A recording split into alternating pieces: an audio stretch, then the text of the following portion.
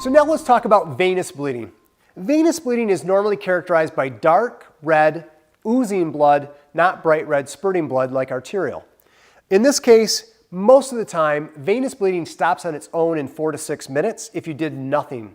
But we can easily control it with direct pressure and then a bandage, and then decide whether or not the person needs to go in by ambulance or whether they're stable enough that they can actually go in by private automobile or someone drive them in. I always encourage driving them in, even if you do take them in by another coworker or someone else by their own vehicle, because if they maybe have a hard time seeing their own blood, maybe they, for whatever reason, they have kind of a psychogenic shock thing going on, not a true hypovolemic shock, then it's always good that they're a passenger. Plus, it might hurt. You just never know. Okay, so it's always a good idea to have somebody drive them in or have an ambulance bring him in. He obviously lacerated the tip of his finger. He was holding direct pressure on it with just his thumb, but it smiles at me. In other words, I can look at the cut, and when he opened up his finger, it kind of did this fish mouth opening. That means that it was a full thickness cut and is probably going to need some stitches.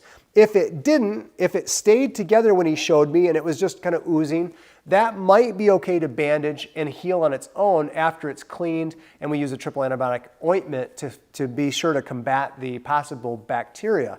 There's also the concept that if this person has not had a tetanus shot in a while, it's important that they find out what their records are, and if they need a booster, they might get that because the material was dirty.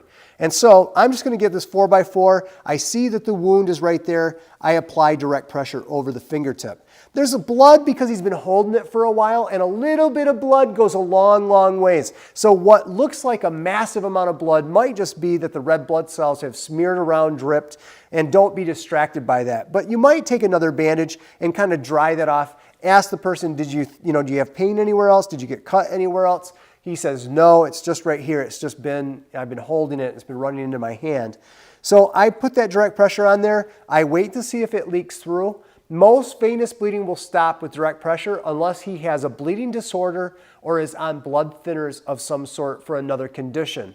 In this case, he says he's not on any other medications. He's not taking any behind the counter pills.